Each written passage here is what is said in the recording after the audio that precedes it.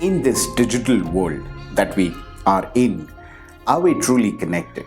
We scroll across spaces, we browse through items, we look into others' lives, we try to put our lives out there, yet somehow we kind of feel alone. Did you know that young adults spend an average of over 3 hours on social media and eventually experiencing the symptoms of anxiety? When we look around all of these stats, which kind of puts forward a compelling fact about how much time are we there on the social media, how much time do we really put ourselves into this digital age. One question that I wonder about, are these truly serving our well-being?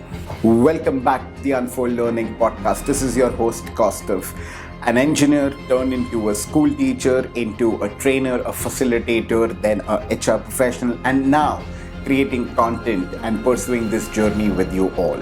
Well, this space is about self-discovery, personal development, and essentially growth mindset, where we kind of understand, unfold, unlearn, and learn these aspects by breaking stereotypes and the conventions. So if this interests you, then please do subscribe to the channel, hit the notification button, and do watch the previous videos as well. They are interesting.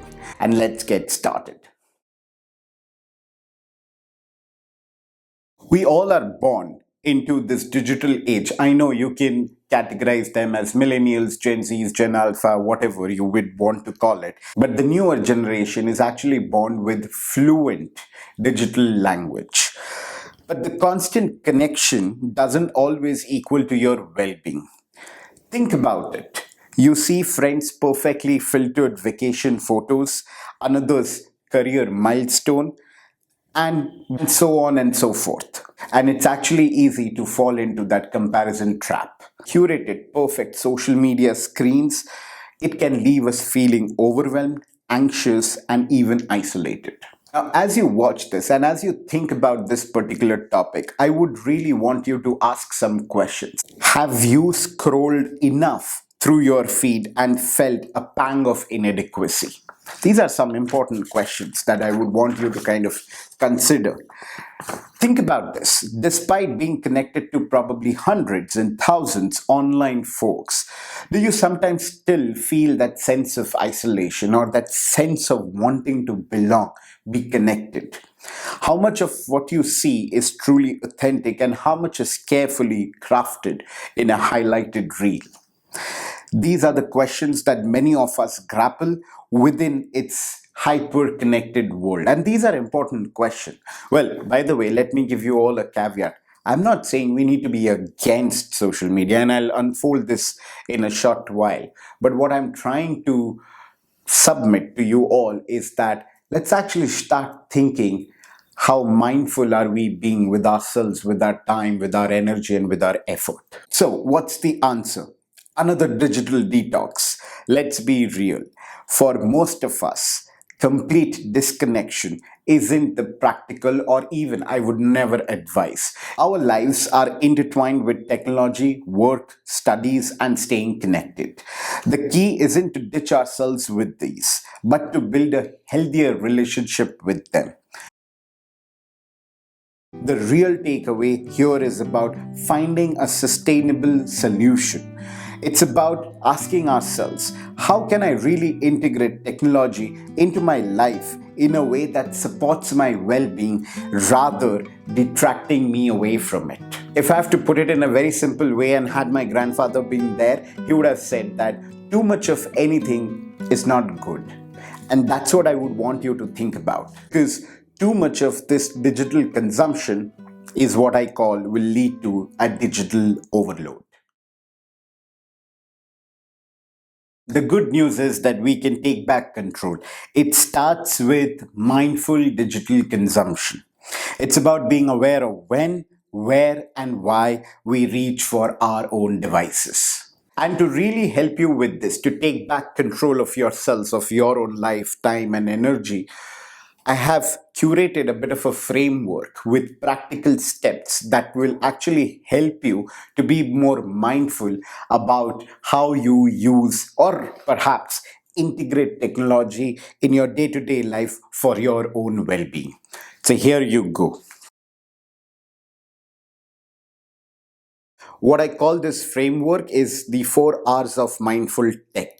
Now, when you think about this framework and as you see it on your screen, I would request you to either take notes or kind of pause, take a screenshot, and kind of have it downloaded at your end so that you can keep it handy and right in front of you every single time. The first R, recognize, tune into your tech habits. There are three things that you can do: track your time, identify trigger times, and notice your feelings. Now, this is what is going to help you to recognize where actually you spend the most of your time and energy. And it's important before you start solving or before you start finding solutions. Understand the root causes. The second R, restrict, set healthy boundaries. What all can you do in this? Number one, set daily time limits. Decide how much time you would want to spend online and stick to it. Number two, create phone free zones. Number third one is no phone hour. You can have chunks in your daily timetable where you ensure deliberately that you're not using your phone or any digital devices. Turn off non-essential notifications. Well, these days there are a lot of features that you can do in terms of D&D mode, in terms of work mode, focus mode, etc. Use that. Now let's move to the third R, re-evaluate. Now this is where you need to start choosing your content wisely. I would request you to curate your feed, unfollow or mute accounts that bring negativity or fuel comparison. Number two, seek intentional content. I would recommend content in your feed that aligns with learning, inspiration, genuine connection, and by the way, also the Unfold Learning podcast. Okay, the last one is ask why. Before you open any app, ask why are you really opening it. By the way, there are many applications which kind of brings in this as a feature. So you try to click on an app, it'll give you about 5 seconds to just rethink, want to continue or not. Yeah. Okay, now let's move to the fourth R, which is reconnect. Prioritize real life. Number one, schedule offline activities. My humble request, you pick anything from this video or not, but I would want you to kind of pick at least this one, that find your hobby and pursue it. It's extremely important.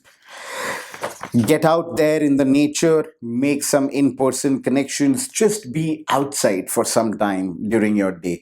Number two is be present in interactions with others. Put your phone away.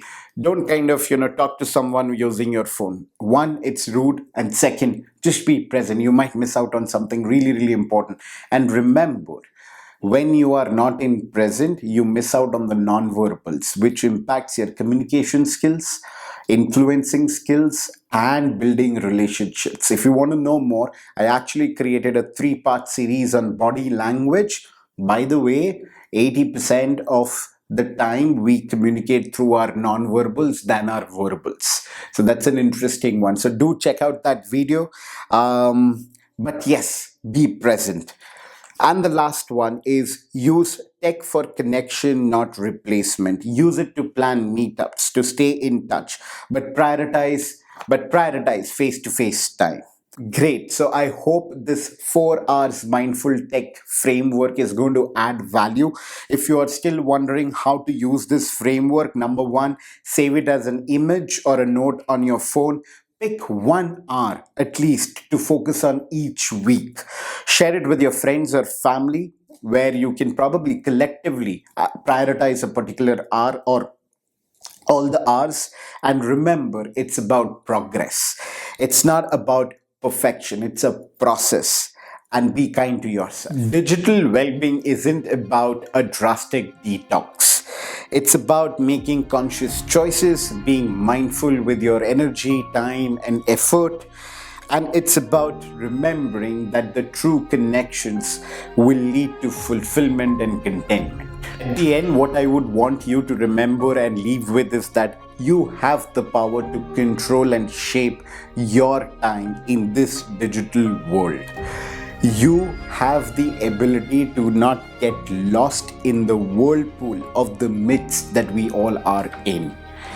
And remember, this is that one life that we all have earned, and we have the ability to leverage it to its full potential, and that would require for us to kind of step out, literally step out.